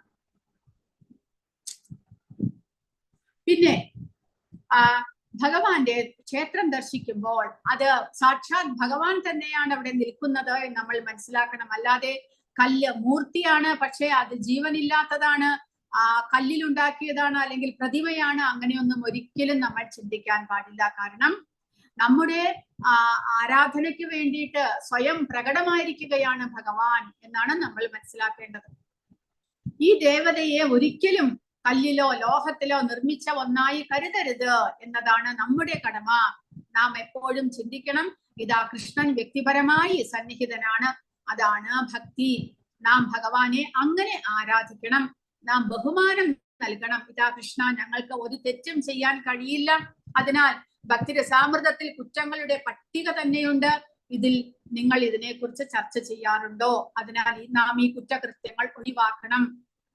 ഇതാ ഒരു കൽപ്രതിമ, ഞാൻ ഈ കുറ്റം ചെയ്യുന്നത് ഭഗവാൻ കാണാൻ പോകുന്നില്ല എന്ന് വിചാരിച്ചുകൊണ്ട് ഭഗവാന്റെ മുന്നിൽ വെച്ച് നമ്മൾ കുറ്റം ചെയ്യുകയാണെങ്കിലോ അത് നല്ലതല്ല എന്ന് മനസ്സിലാക്കണം. കാരണം ഭഗവാൻ അവിടെ പ്രത്യക്ഷനാണ് എന്ന് മനസ്സിലാക്കിക്കൊണ്ട് വേണം നമ്മൾ എല്ലാ ആരാധനയും നടത്തുവാൻ. കാരണം ഭഗവാൻ നമ്മുടെ കരുണാമൂർത്തി ആയതുകൊണ്ട് നമ്മുടെ ആരാധനയ്ക്കായി, നമ്മുടെ ശ്രേയസ്സിനായി കൊണ്ട് അദ്ദേഹം ആ രൂപം ധരിച്ച് അവിടെ വന്നിരിക്കുന്നതാണ്. നമ്മളെ അനുഗ്രഹിക്കാൻ, നമ്മൾ കൊടുക്കുന്നതെല്ലാം സ്വീകരിക്കാൻ, അതുവഴി നമ്മുടെ പാപകർമ്മങ്ങളെ ഇല്ലാതാക്കാൻ വേണ്ടിയിട്ട്, നമുക്ക് വേണ്ടിയിട്ടാണ് ഭഗവാൻ ഇവിടെ സന്നിഹിതനായിരിക്കുന്നത്. അതുകൊണ്ട് അദ്ദേഹത്തെ ഒരിക്കലും ഒരു കല്ലായിട്ട് പ്രതിമയായിട്ട് ഒന്നും കരുതരുത്. അദ്ദേഹം സാക്ഷാത് മൂർത്തി, ഭഗവാൻ തന്റെ വ്യക്തിഗത മൂർത്തി ഭാവത്തിൽ വന്നിരിക്കുകയാണ് എന്ന് തന്നെ നമ്മൾ മനസ്സിലാക്കണം. കൃഷ്ണൻ വ്യക്തിപരമായി സന്നിഹിതനാണ് എന്ന് നമുക്ക് എല്ലായ്പ്പോഴും തോന്നേണ്ടതാണ്. നാമാപരാധം, ഒരു വ്യക്തി പരമാത്മാവിനെ ദ്രോഹിക്കുന്നവനായി തീരുമ്പോഴും, ഒരു വ്യക്തി പരമാത്മാവിന് തന്നെ കുറ്റവാളിയായി തീരുമ്പോഴും ഭഗവാന്റെ വിശുദ്ധ നാമങ്ങളിൽ അഭയം പ്രാപിച്ചുകൊണ്ട് അവനെ മോചിപ്പിക്കാൻ കഴിയും. മറ്റൊരു വിധത്തിൽ പറഞ്ഞാൽ എല്ലാ പാപങ്ങളും തുടച്ചു നീക്കാൻ ഹരേ കൃഷ്ണ മന്ത്രം ജപിക്കുന്നത് പ്രയോജനകരമാണ്. എന്നാൽ ഒരാൾ ഭഗവാന്റെ വിശുദ്ധ നാമങ്ങൾക്ക് അപമാനം വരുത്തുന്നവനായി തീരുന്നുവെങ്കിൽ അവനെ മോചിപ്പിക്കാൻ ഒരു സാധ്യതയുമില്ല. പക്ഷെ നാമാപരാധം, ഭഗവാന്റെ നാമത്തിന് നമ്മുടെ എല്ലാ തരത്തിലുള്ള കുറ്റങ്ങളെയും കുറവുകളെയും ഇല്ലാതാക്കാൻ സാധിക്കും. എന്നാലോ നമ്മൾ ആ നാമത്തെ തന്നെ അപമാനിച്ചാൽ, അപരാധം ചെയ്താൽ അത് ഒരിക്കലും നമുക്ക് നല്ലതായി തീരുന്നില്ല. അപ്പോൾ ഇനി നമ്മൾ എന്തൊക്കെയാണ് ചെയ്യേണ്ടത് എന്ന് പ്രഭുപാദ പറഞ്ഞിരിക്കുന്നു. അദ്ദേഹം ഗോപിജന വല്ലഭ വൃന്ദാവനത്തിലെ അദ്ദേഹത്തിന്റെ ശിഷ്യൻ അയച്ച കത്തിലാണ് ഇത് പറഞ്ഞിരിക്കുന്നത്. അതിരാവിലെ എഴുന്നേൽക്കുക, പ്രഭാത സ്നാനം ചെയ്യുക, തിലകം ധരിക്കുക, മംഗളാരതിയിൽ പങ്കെടുക്കുക, 16 റൗണ്ട് ജപം ചൊല്ലുക, ശ്രീമദ് ഭാഗവതം ക്ലാസ്സിൽ പങ്കെടുക്കുക തുടങ്ങിയ നിയന്ത്രണ തത്വങ്ങളും 4 നിരോധനങ്ങൾ, അതായത് 4 യമനിയമങ്ങൾ അതും നമ്മൾ പാലിക്കണം. ഭക്തി ആചാരങ്ങളും കർശനമായി പാലിക്കുന്നുണ്ട് എന്ന്, അതായത് അദ്ദേഹത്തോട് ആ അമ്പലത്തിലെ ഡിവോട്ടീസ് എല്ലാവരും ഇതുപോലെ പാലിക്കുന്നുണ്ട് എന്ന് ആ പ്രസിഡന്റ്, അമ്പലത്തിന്റെ പ്രസിഡന്റിന്റെ ചുമതലയാണ് ഇതെല്ലാം ചെക്ക് ചെയ്യേണ്ടത്. എന്റെ ശിഷ്യന്മാർ വലുതായാലും ചെറുതായാലും എന്റെ എല്ലാ ശിഷ്യന്മാരുടെയും കടമ ഇതാണ്. വാസ്തവത്തിൽ നമ്മുടെ പ്രസ്ഥാനത്തിൽ വലുതോ ചെറുതോ എന്നൊന്നില്ല, എല്ലാവരും ഭക്തരാണ്. അതിനാൽ എല്ലാവരും ഭക്തിപരമായ ആചാരങ്ങൾ പിന്തുടരും എന്ന് പ്രതീക്ഷിക്കുന്നു. അപ്പോൾ പ്രഭുപാദരുടെ നേരിട്ടുള്ള നിർദ്ദേശമാണ് നമ്മൾ ഇതെല്ലാം പാലിക്കണം. മംഗളാരതി അറ്റൻഡ് ചെയ്യണം, 16 മാല ജപിക്കണം, ഭാഗവതം ഭഗവത്ഗീത ക്ലാസ്സുകളിൽ പങ്കെടുക്കണം. അങ്ങനെ ശ്രദ്ധയോടുകൂടി നമ്മൾ അതെല്ലാം ആചരിക്കണം എന്നുള്ളത് പ്രഭുപാദരുടെ നിർദ്ദേശമാണ്. അത് നമ്മൾ എല്ലാവരും പാലിക്കേണ്ടതാണ്. ഇനി അർച്ചന, ഭഗവാനെ പൂക്കൾ അണിയിച്ച് സ്വീകരിക്കണം, ഭഗവാനെ മുന്നിൽ നൃത്തം ചെയ്യണം. ഭഗവാനോടുള്ള ആദര സൂചകമായി നമ്മൾ നമസ്കരിക്കുന്നു, എഴുന്നേറ്റ് നിന്ന് ഭഗവാനെ സ്വീകരിക്കുന്നു. അതായത് ഭഗവാന്റെ ആരതിക്കായിക്കൊണ്ട് ഭഗവാന്റെ കർട്ടൻ നീക്കുന്ന സമയത്ത് എല്ലാവരും നമസ്കരിച്ച് എഴുന്നേറ്റ് നിൽക്കുന്നു. ഭഗവാന്റെ ആരതിയുടെ സമയത്ത് ആരും ഇരിക്കാൻ പാടില്ല, എല്ലാവരും നിന്നുകൊണ്ട് ഭഗവാന്റെ ആരതിയെ സ്വീകരിക്കണം. ഭഗവാനെ പിന്തുടരണം, അതായത് ഭഗവാൻ എവിടേക്കെങ്കിലും പ്രൊസഷൻ പോകുകയാണെങ്കിൽ നമ്മൾ പിന്തുടരണം. ക്ഷേത്രത്തിൽ പോകുന്നു, ക്ഷേത്ര പ്രദക്ഷിണം വെക്കണം, അർച്ചന, ഭഗവത് സേവനം, പ്രസാദം സേവിക്കുക, തീർത്ഥം സേവിക്കുക, ഇതെല്ലാം തന്നെ സേവനമാണ്. പ്രസാദം ഭഗവാന് നിവേദിച്ച പ്രസാദം സേവിക്കണം, നമ്മളത് സേവയായിട്ട് കരുതുന്നു. അതുപോലെ ഭഗവാന്റെ അഭിഷേകം ചെയ്ത ചരണ തീർത്ഥം അതും നമ്മൾ സേവയായിട്ട് തന്നെ സേവിക്കുന്നു. ധൂപഗന്ധം നുകരുക, ഭഗവാൻ അർപ്പിച്ച പൂക്കളുടെ ഗന്ധം നുകരുക, അതും സേവനമാണ്. ഭഗവാനെ തൊട്ട്, കാല് തൊട്ട് നമ്മൾ വന്ദിക്കണം. ഭഗവാനെ ദർശിക്കുന്നതും സേവനമാണ്, നമ്മുടെ കണ്ണുകളുടെ സേവനമാണ് ഭഗവാനെ ദർശിക്കുക, ഭഗവാന്റെ ആരതി ദർശിക്കുക. ഇനി ഭഗവാനെ പരിചരിക്കുക. ഒരു രാജാവിനെ തന്റെ കൊട്ടാരത്തിൽ ആരാധിക്കുന്നത് പോലെ തന്നെ ഭഗവാൻ കൃഷ്ണനെയും ആരാധിക്കണം. അതിനാൽ വൃന്ദാവനത്തിൽ 100 കണക്കിന് ക്ഷേത്രങ്ങളുണ്ട്. അവിടെ ഭഗവാനെ ഒരു രാജാവിനെ പോലെ ആരാധിക്കുന്നു. അപ്പോൾ ഭഗവാന്റെ അമ്പലങ്ങളെല്ലാം തന്നെ ഇതുപോലെ വലിയ വലിയ പാലസ് പോലെ കെട്ടുന്നത്, അത്ര പ്രൗഢിയോടുകൂടി ഉണ്ടാക്കുന്നതിന്റെ കാരണം അദ്ദേഹം 3 ലോകങ്ങൾക്കും അധിപനാണ്. നമ്മുടെ ഇവിടെ ഭാരതത്തിൽ അല്ലെങ്കിൽ എവിടെയാണെങ്കിലും ഒരു രാജാവിന് ഇങ്ങനത്തെ കൊട്ടാരം ഉണ്ടായിരിക്കും. രാജാവിന് നമ്മൾ സാധാരണ മനുഷ്യരുടേത് പോലെയുള്ള ചെറിയ ചെറിയ വീടുകളായിരിക്കില്ല. പിന്നെയോ അവർ പാലസിൽ, കൊട്ടാരത്തിലാണ് താമസിക്കുന്നത്. അപ്പോൾ 3 ലോകങ്ങൾക്കും അധിപതിയായ ഭഗവാനോ, അദ്ദേഹത്തിന് ചെറിയ ഒരു കൂടാരം മാതിരത്തെ ഒരു ചെറിയ അമ്പലം മതിയോ? പോരാ. അദ്ദേഹത്തിന് അതുപോലെ രാജാവിന്റെ പാലസ് പോലെ, അതുപോലെ മോടിയായിട്ടുള്ള അത്രയും എന്താണ് പ്രൗഢിയോടെയുള്ള ഒരു പാലസ് ആണ് ഭഗവാനും വേണ്ടത്. പിന്നെയോ അവിടെ രാജാവിനെ എങ്ങനെ രാജകൊട്ടാരത്തിൽ ഭൃത്യന്മാർ പരിചരിക്കുന്നുവോ അതുപോലെ ഭഗവാനെ ആ അമ്പലത്തിലെ സേവകന്മാരും അതുപോലെ തന്നെ പരിചരിക്കണം എന്നാണ് പറയുന്നത്. നാരദീയ പുരാണത്തിൽ ഇങ്ങനെ പറയുന്നു, ഒരാൾ ഭഗവാന്റെ ആലയത്തിൽ ഏതാനും നിമിഷങ്ങളെങ്കിലും താമസിച്ചാൽ അവന് തീർച്ചയായും ഭഗവാന്റെ ദിവ്യ രാജ്യം നേടാൻ കഴിയും. പക്ഷെ നമ്മുടെ അവബോധവും ആ സമയത്ത് അതുപോലെ ഭഗവാന്റെ അമ്പലത്തിലാണ്, ഭഗവാന്റെ സാന്നിധ്യത്തിലാണ് നമ്മൾ ഇരിക്കുന്നത് എന്നുള്ള അവബോധവും കൂടി ഉണ്ടാകണം. അല്ലാതെ നമ്മൾ വെറുമൊരു മ്യൂസിയം കാണാൻ പോകുന്നത് പോലെ ഒരു അമ്പലത്തിൽ പോയിട്ട് അതെല്ലാം കണ്ടു തിരിച്ചു വന്നു കഴിഞ്ഞാൽ നമുക്ക് മനസ്സിൽ മാറ്റം വന്നില്ലെങ്കിൽ പ്രയോജനമില്ല. മനസ്സിന് മാറ്റം വരണം, അവബോധം ചേഞ്ച് ആകണം, അതാണ് ഇമ്പോർട്ടന്റ് ആയിട്ടുള്ളത്. അങ്ങനെ നമുക്ക് ഭഗവാനോടുള്ള ആരാധന, അദ്ദേഹത്തിന്റെ ഭക്തി വർദ്ധിപ്പിക്കാൻ സാധിച്ചാൽ തീർച്ചയായിട്ടും നമുക്ക് ഭഗവാന്റെ ധാമത്തിലേക്ക് പോകാൻ സാധിക്കും.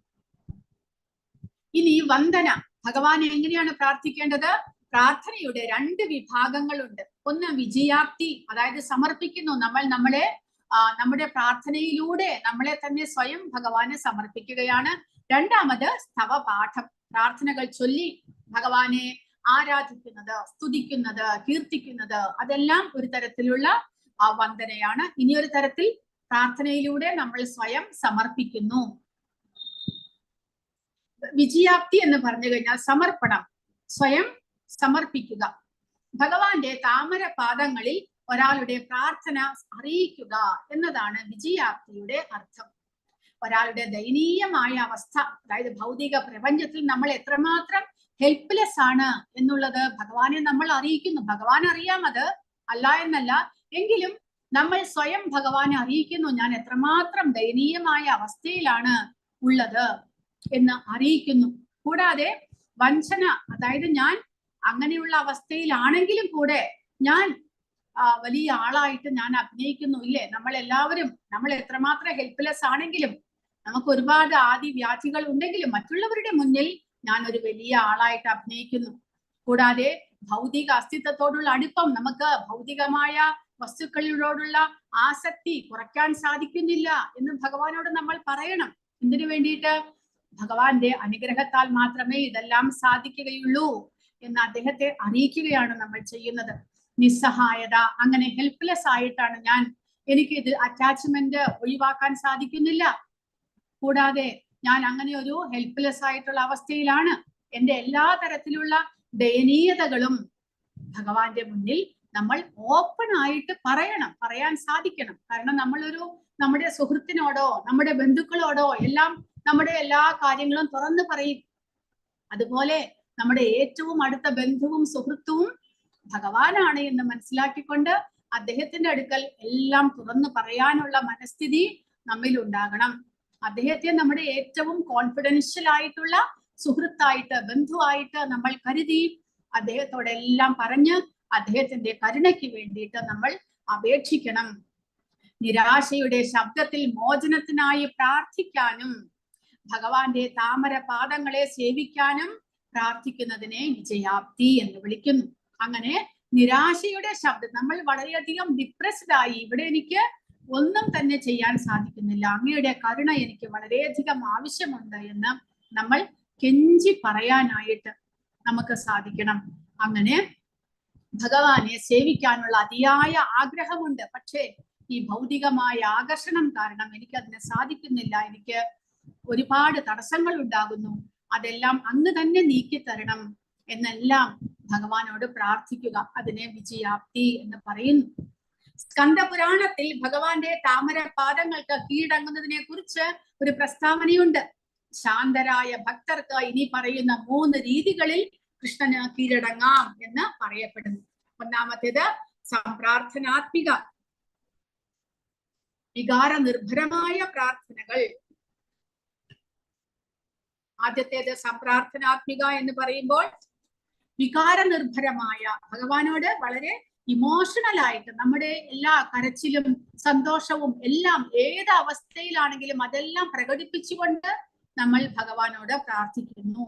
പിന്നെയോ ദൈന്യബോധിക, താഴ്മയോട്, ദൈന്യത്തോടു കൂടി, വളരെയധികം ദീനതയോടുകൂടി ഭഗവാനോട് കരുണയ്ക്ക് വേണ്ടിയിട്ട് പ്രാർത്ഥിക്കുകയാണ്. പിന്നീട് ലാലസാമയി, പരിപൂർണതയുള്ള ഘട്ടം ആഗ്രഹിക്കുന്നു. ഇവിടെ നിന്നുള്ള മോചനത്തിന് വേണ്ടിയിട്ട്, ഭൗതികതയിൽ നിന്നുള്ള മോചനത്തിനായിക്കൊണ്ട്, ഭഗവാന്റെ സേവനത്തിനായിക്കൊണ്ട് സമ്പൂർണമായിട്ട് ഞാൻ അങ്ങേക്ക് കീഴടങ്ങുന്നു എന്ന് പ്രാർത്ഥിക്കുകയാണ് ലാലസാമയി എന്ന് പറയുന്നത്. അപ്പോൾ 3 വിജയാപ്തി, സമർപ്പണത്തിൽ നമ്മുടെ ഭഗവാന്റെ പ്രാർത്ഥനയിൽ നമ്മൾ സ്വയം സമർപ്പിക്കുന്നതിന് 3 രീതികളാണുള്ളത്.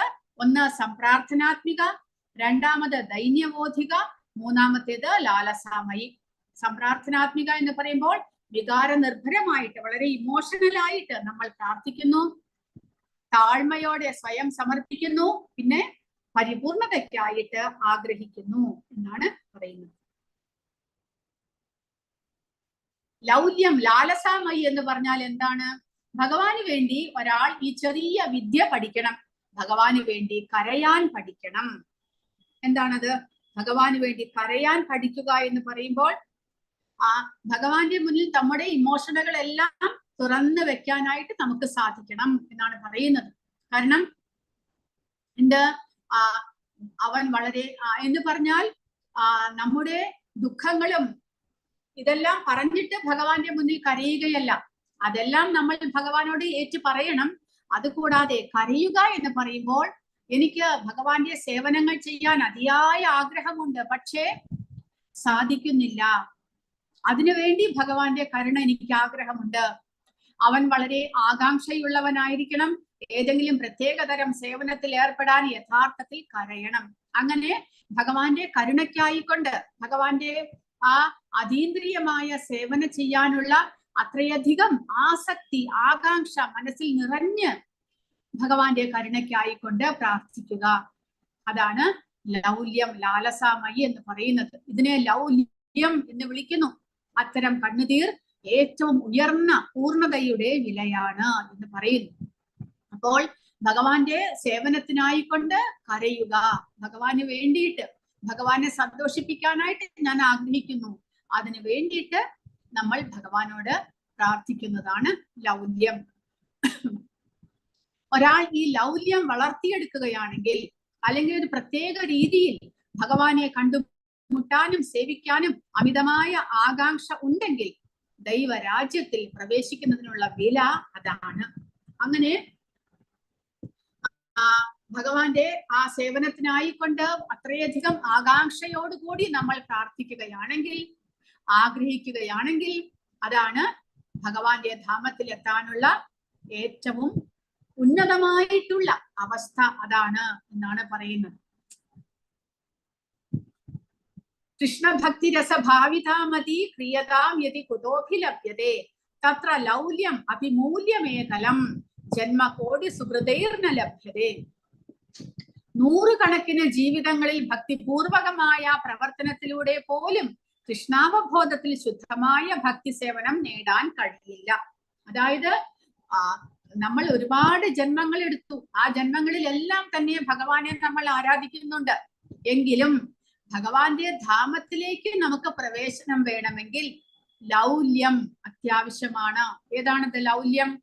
അങ്ങനെ ഭൗതികമായ ആഗ്രഹങ്ങൾ ഒന്നും തന്നെ ഇല്ലാതെ ഭഗവാന്റെ സേവനത്തിനു വേണ്ടി മാത്രം ആഗ്രഹിച്ചുകൊണ്ട് അതിയായ ആസക്തിയോടുകൂടി ഭഗവാനെ പ്രാർത്ഥിക്കുക. ഒരൊറ്റ വില നൽകുന്നതിലൂടെ മാത്രമേ അത് നേടാൻ കഴിയൂ. അതായത് അത് നേടാനുള്ള തീവ്രമായ അത്യാഗ്രഹം, അത് എവിടെയെങ്കിലും ലഭ്യമാണെങ്കിൽ കാലതാമസമില്ലാതെ അത് വാങ്ങണം. അപ്പോൾ ഭൗതികമായ ആഗ്രഹങ്ങൾ സാധിപ്പിക്കാനായിട്ട് നമ്മൾ ഭഗവത്ഗീതയിൽ പഠിച്ചു കാമം. കാമം എന്നുള്ളത് ഭൗതികമായിട്ടുള്ള ആഗ്രഹങ്ങളെ സാധിപ്പിക്കാനുള്ള അത്യാസക്തിയാണ് എന്ന്. അതുപോലെ അതിന്റെ നേരെ ഓപ്പോസിറ്റ് ഭഗവാന്റെ സേവനങ്ങൾ ചെയ്യാനുള്ള അത്യാഗ്രഹം, അതാണ് ലൗല്യം. അത് മനസ്സിൽ നിറയണം. ഭഗവാൻ ഇല്ലാതെ, ഭഗവാന്റെ സേവനങ്ങളില്ലാതെ ഒരു നിമിഷം ശ്വാസം വിടാൻ പോലും നമുക്ക് പറ്റാത്ത വിധത്തിലുള്ള ആ ഒരു വ്യഗ്രത നമ്മുടെ മനസ്സിൽ ഉണ്ടാകണം.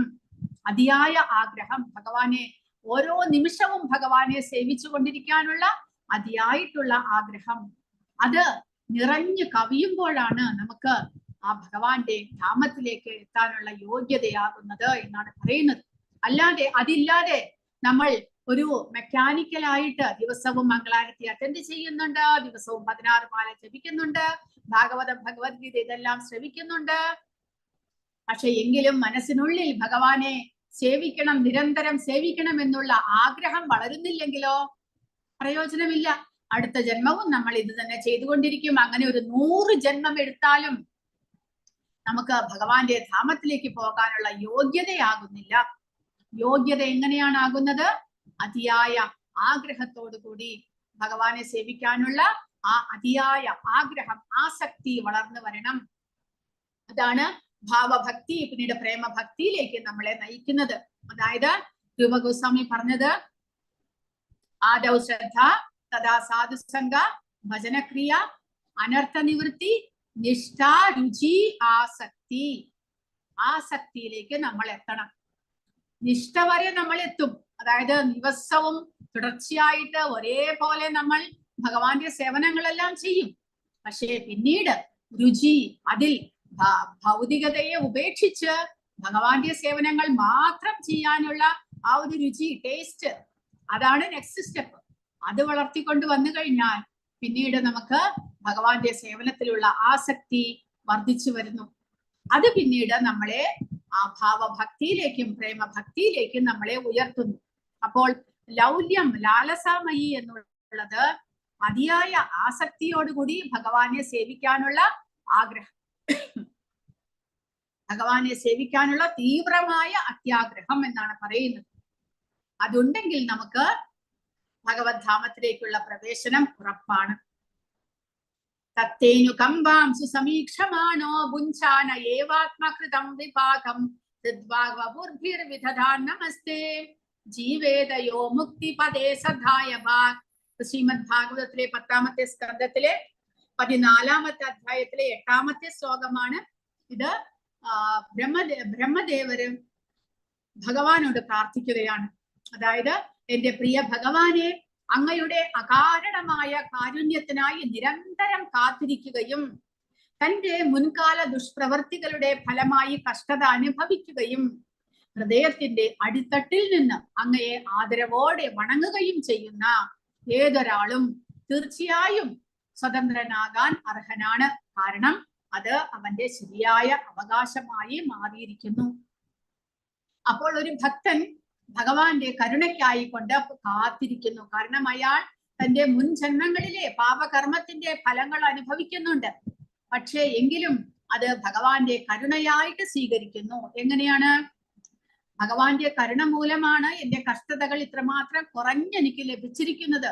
അല്ലെങ്കിൽ ഞാൻ എത്രമാത്രം പാപിയാണ്, എത്രമാത്രം പാപകർമ്മങ്ങൾ ചെയ്തിട്ടുണ്ട്, ഇതിലും കൂടുതൽ ഞാൻ അനുഭവിക്കേണ്ടതാണ്. പക്ഷേ ഭഗവാന്റെ കരുണ മൂലം ഈ കഷ്ടതകൾ കുറഞ്ഞിരിക്കുന്നു എന്നുള്ള ആ അലൗകികമായ ചിന്തയോടുകൂടി സദാസമയവും ഭഗവാന്റെ കാരുണ്യത്തിനായിക്കൊണ്ട് പ്രാർത്ഥിച്ചുകൊണ്ട് ഭഗവാന്റെ സേവനങ്ങൾ ചെയ്തുകൊണ്ട് ഹൃദയത്തിന്റെ അടിത്തട്ടിൽ നിന്ന് ഭഗവാനെ ആദരവോടെ വണങ്ങുകയും സേവിക്കുകയും ചെയ്യുന്ന ഓരോരുത്തരും സ്വതന്ത്രനാകാൻ, അതായത് മുക്തിക്ക്, ഭൗതികതയിൽ നിന്നുള്ള മോചനത്തിന് അർഹനാണ് എന്നാണ് ഇവിടെ ബ്രഹ്മദേവൻ പറയുന്നത്. കാരണം ആ ഭക്തൻ ശരിയായ നിലയിലേക്ക് എത്തിയിരിക്കുന്നു. ഭഗവാന്റെ കരുണയ്ക്ക് അദ്ദേഹം യോഗ്യനാണ് എന്നാണ് ബ്രഹ്മദേവൻ ഭഗവാനോട് പ്രാർത്ഥിക്കുന്നത്. അങ്ങനെ ഭഗവാന്റെ കരുണയ്ക്കായിക്കൊണ്ട് നമ്മൾ കാത്തിരിക്കണം. അല്ലാതെ നമ്മളുടെ അവകാശമായിട്ട് ഒരു ഭക്തൻ ഒരിക്കലും അത് കരുതരുത്. പിന്നെയോ, നമ്മൾ ഭഗവാന്റെ സേവനകൾ നിരന്തരം ചെയ്തുകൊണ്ടിരിക്കുക, നമുക്ക് ഭഗവാന്റെ കരുണയുണ്ടാകാനുള്ള ആ സമയത്തിന് വേണ്ടി കാത്തിരിക്കുക. പിന്നെയോ, ഭഗവാൻ നമ്മുടെ സേവനത്തിന് എപ്പോൾ കണ്ണു തുറക്കുന്നുവോ, കണ്ണു തുറന്ന് നമ്മുടെ സേവനത്തെ അദ്ദേഹം എപ്പോൾ കാണുന്നുവോ, നമ്മുടെ സേവനത്തിൽ അദ്ദേഹം എപ്പോൾ സന്തുഷ്ടനാകുന്നുവോ എന്ന് പ്രതീക്ഷിച്ചു കൊണ്ടിരിക്കുക. അല്ലാതെ ഒരിക്കലും ഭഗവാന്റെ കരുണയ്ക്കായിക്കൊണ്ട് ഡിമാൻഡ് ചെയ്യരുത്. അതിനുള്ള യോഗ്യത നമുക്കില്ല. നമ്മുടെ യോഗ്യത എന്നുള്ളത് ഭഗവാനെയും ഗുരുവിനെയും സേവിക്കുക എന്നുള്ളത് മാത്രമാണ്. അവർ തരുന്നത് സന്തോഷപൂർവം സ്വീകരിക്കുക, അത്രമാത്രം. എപ്പോൾ ഭഗവാൻ നമ്മളെ കരുണയ്ക്കായിക്കൊണ്ട്, നമ്മളെ അനുഗ്രഹത്തിനായിക്കൊണ്ട് കണ്ണു തുറക്കുമോ, അതൊന്നും നമ്മൾ എന്ന് പറഞ്ഞാൽ അതിനു വേണ്ടി നമ്മൾ വെയിറ്റ് ചെയ്യരുത്. പിന്നെയോ, നിരന്തരം സേവ ചെയ്തുകൊണ്ടിരിക്കുക, ഭഗവാന്റെ കരുണയ്ക്കായിട്ട് പ്രാർത്ഥിക്കുക, അത്രമാത്രം. അല്ലാതെ നമ്മുടെ അവകാശമൊന്നുമല്ല ഭഗവാൻ നമ്മളെ അനുഗ്രഹിക്കണം എന്നുള്ളത്. അതൊരിക്കലും ഭഗവാനെ കാണണം, ഭഗവാൻ എന്നോട് അനുഗ്രഹിക്കണം, അതെന്റെ അവകാശമാണ്, അങ്ങനെയൊന്നും ചിന്തിക്കരുത്. പിന്നെയോ, താഴ്മയോടുകൂടി വിനയത്തോടുകൂടി അദ്ദേഹത്തിന്റെ കരുണയ്ക്കായിട്ട് പ്രാർത്ഥിക്കുക എന്നത് മാത്രമേ നമുക്ക് സാധ്യമായിട്ടുള്ളൂ. ശ്രീമദ് ഭാഗവതത്തിന്റെ ഈ പ്രസ്താവന എല്ലാ ഭക്തർക്കും വഴികാട്ടിയായിരിക്കണം. ഒരു ഭക്തൻ തന്റെ മുൻകാല ദുഷ്പ്രവൃത്തികളുടെ പ്രതികരണങ്ങളിൽ നിന്ന് ഉടനടി ആശ്വാസം പ്രതീക്ഷിക്കരുത്. അത്തരം തടസ്സങ്ങൾ ഉണ്ടാകുമ്പോൾ അവൻ കൃഷ്ണനെ കുറിച്ച് ചിന്തിക്കുകയും അവിടുത്തെ കരുണ പ്രതീക്ഷിക്കുകയും വേണം. അതാണ് ഒരേ ഒരു ആശ്വാസം. ആ ചൈതന്യത്തിൽ ഭക്തൻ തന്റെ ദിവസങ്ങൾ കടന്നുപോയാൽ അവന് ഭഗവാന്റെ വാസസ്ഥലത്തേക്ക് സ്ഥാനക്കയറ്റം ലഭിക്കും എന്ന് ഉറപ്പാണ്. അത്തരം പ്രവർത്തനങ്ങളിലൂടെ ദൈവരാജ്യത്തിൽ പ്രവേശിക്കാനുള്ള അവകാശവാദം അവൻ നേടുന്നു. ഇനി ധ്യാനം എങ്ങനെയാണ് എന്നാണ് ഇവിടെ കൊടുത്തിരിക്കുന്നത്.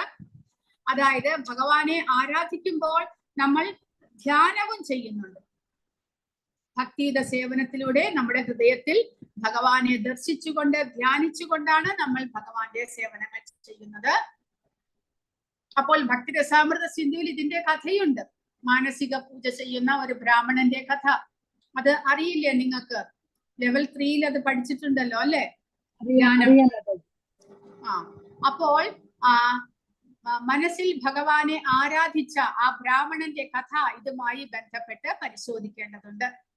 ഭൗതികമായിട്ടുള്ള വസ്തുക്കൾ ഒന്നുമില്ലെങ്കിൽ കൂടെ ഒരാൾക്ക് മാനസികമായിട്ട് നമ്മുടെ ഉള്ളിൽ ഭഗവാനെ പ്രതിഷ്ഠിച്ച് ആ ഭഗവാനെ അഭിഷേകം ചെയ്യുന്നതായിട്ടും ഭഗവാനെ വിലപിടിപ്പുള്ള ആടയാഭരണങ്ങൾ അണിയിക്കുന്നതായിട്ടും ഭഗവാന് ഉത്തമമായിട്ടുള്ള വസ്തുക്കൾ ഉണ്ടാക്കി അത് നൈവേദ്യം ചെയ്യുന്നതായിട്ടും എല്ലാം തന്നെ നമുക്ക് ധ്യാനത്തിലൂടെ മാനസിക പൂജയിലൂടെ ചെയ്യാവുന്നതാണ്. അങ്ങനെ അതിലും പെർഫെക്റ്റ് ആകാൻ നമുക്ക് സാധിക്കും എന്നാണ് ഈ ബ്രാഹ്മണന്റെ കഥ നമുക്ക് കാണിച്ചു തരുന്നത്. അതായത് മുന്നിൽ ഭഗവാന്റെ വിഗ്രഹം ഉണ്ടായിട്ട് മറ്റുള്ള ഭഗവാനെ ആരാധിക്കാനുള്ള സാമഗ്രികളെല്ലാം വെച്ചുകൊണ്ട് ഭഗവാനെ ആരാധിച്ച് മാത്രമല്ല, ഇങ്ങനെ ഒന്നും തന്നെ ഇല്ലെങ്കിലും ഭഗവാന്റെ വിഗ്രഹമില്ല, ഭഗവാനെ സേവിക്കാനുള്ള വസ്തുവകകൾ ഒന്നുമില്ല എങ്കിൽ കൂടെ മാനസിക പൂജ എന്നുള്ള പൂജയിലൂടെ നമുക്ക് പെർഫെക്റ്റ് ആകാൻ സാധിക്കും എന്നാണ് ഈ ഭക്തന്റെ ഈ ബ്രാഹ്മണന്റെ സേവനത്തിലൂടെ നമുക്ക് കഥയിലൂടെ നമുക്ക് മനസ്സിലാക്കാൻ സാധിക്കുന്നത്. ഭക്തി സേവന പ്രക്രിയയിലെ ഉദാരവും ശക്തവുമായ സൗകര്യങ്ങൾ ഇവയാണ്. അതായത് ആർക്ക് വേണമെങ്കിലും ഭഗവാന്റെ സേവനങ്ങൾ ചെയ്യാം എന്നാണ് ഇത് കാണിക്കുന്നത്. നമുക്ക് നമ്മുടെ കയ്യിൽ കാശുണ്ടാകണം, നമുക്ക് എല്ലാ സൗകര്യങ്ങളും ഉണ്ടാകണം, അങ്ങനെ ഒന്നും തന്നെയില്ല. നിങ്ങൾക്ക് മനസ്സിൽ ആഗ്രഹമുണ്ടോ, ഭഗവാനെ സേവിക്കണമെന്ന് ആഗ്രഹമുണ്ടോ, അത് മാത്രമേ ആവശ്യമുള്ളൂ.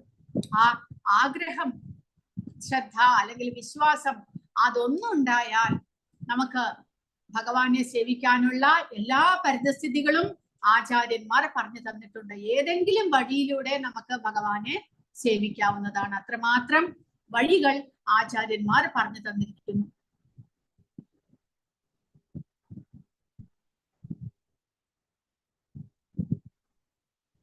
മഹാന്മാരായ ഭക്തന്മാരും ആചാര്യന്മാരും പ്രകമ്പനം കൊള്ളുന്ന ശബ്ദത്തിന് ഒരാൾ ഊഷ്മളമായ സ്വീകരണം നൽകുകയാണെങ്കിൽ അത് മാത്രമേ എല്ലാ ഭൗതിക മലിനീകരണങ്ങളിൽ നിന്നും അവന് ആശ്വാസം നൽകുകയുള്ളൂ. അതായത് ഭക്തന്മാരും ആചാര്യന്മാരും അവരുടെ പ്രഭാഷണത്തിലൂടെ അവർ എഴുതി വച്ചിരിക്കുന്ന ഗ്രന്ഥങ്ങളിലൂടെ എല്ലാം നമുക്ക് ഉപദേശം തന്നിരിക്കുന്നു. അത് നമ്മൾ സ്വീകരിക്കുകയാണെങ്കിൽ, അത് മാത്രം മതി, ആ വഴിയിലൂടെ നടക്കുകയാണെങ്കിൽ നമുക്ക് ഈ മലിനീകരണത്തിൽ നിന്ന്, ഭൗതികമായിട്ടുള്ള ആ ശക്തിയിൽ നിന്ന്, മായയുടെ പിടുത്തത്തിൽ നിന്ന് നമുക്ക് മോചനം സാധിക്കും എന്ന് പ്രഭുപാദ പറയുന്നത്. യഥാർത്ഥത്തിൽ സ്വയം സാക്ഷാത്കരിക്കപ്പെട്ടവരിൽ നിന്ന് നാം കേൾക്കുകയാണെങ്കിൽ, അതായത് ആത്മജ്ഞാനം ലഭിച്ചവരിൽ നിന്ന് നമ്മൾ കേൾക്കുകയാണെങ്കിൽ, ചന്ദ്രഗ്രഹത്തിൽ ഒഴുകുന്നത് പോലെ തേൻ നദികൾ നമ്മുടെ ചെവികളിലേക്ക് ഒഴുകും. അതായത് നമ്മൾ കേൾക്കുന്നതെല്ലാം തന്നെ വളരെയധികം പരിശുദ്ധമായിട്ടുള്ള, നമുക്ക് വളരെയധികം ഇഷ്ടമായിട്ടുള്ള കാര്യങ്ങളായിരിക്കും. അതായത് ആചാര്യന്മാർ പറയുന്നത് അതിൽ നമുക്ക് വിശ്വാസവും ശ്രദ്ധയും ഉണ്ടെങ്കിൽ, അത് സ്വീകരിക്കാനുള്ള മനസ്സുണ്ടെങ്കിൽ, പിന്നീട് നമ്മൾ കേൾക്കുന്നതെല്ലാം തേൻ പോലെ നമുക്ക് അനുഭവപ്പെടുമെന്ന് അത്രയും സന്തുഷ്ടമായിട്ട് നമുക്ക് തോന്നുന്നു. മുകളിലെ വാക്യത്തിൽ ഉപയോഗിച്ചിരിക്കുന്ന രൂപകമാണ് അത് ഇവിടെ കൊടുത്തിരിക്കുന്നു. ഭക്തിരസാമൃത സിന്ധുവിന്റെ പ്രഭുപാദരുടെ വ്യാഖ്യാനമാണിത്. അങ്ങനെ നമ്മൾ ഭക്തിയുടെ സേവനത്തിന് ആചാര്യന്മാരുടെ കാലടികളെ നമ്മൾ പിന്തുടരണം എന്നുള്ളതിന് ഉദാഹരണമായിട്ട് പ്രഭുപാദ പറയുകയാണ്. കാരണം നമുക്ക് സ്വന്തമായിട്ട് ഈ ഉയർച്ച സാധ്യമാകുകയില്ല. ആചാര്യന്മാരുടെ വാക്കുകളും ഭഗവാന്റെ വാക്കുകളും എല്ലാം അനുസരിച്ച് മാത്രമേ നമുക്ക് മുന്നോട്ട് പോകാൻ സാധിക്കുകയുള്ളൂ. പക്ഷേ ആ വഴി സ്വീകരിക്കാൻ നമുക്ക് ആഗ്രഹമുണ്ടെങ്കിൽ അത് മാത്രം മതി, അത് നമ്മളെ ഉയർച്ചയിലേക്ക് കൊണ്ടുപോകുന്നു. ഹരേ കൃഷ്ണ കൃഷ്ണ കൃഷ്ണ ഹരേ ഹരേ, ഹരേ രാമ രാമ രാമ ഹരേ ഹരേ. ഹരേ കൃഷ്ണ. ആർക്കെങ്കിലും എന്തെങ്കിലും സംശയങ്ങളോ ചോദ്യങ്ങളോ ഉണ്ടെങ്കിൽ ചോദിക്കുക. പിന്നെ കഴിഞ്ഞ ക്ലാസ്സിൽ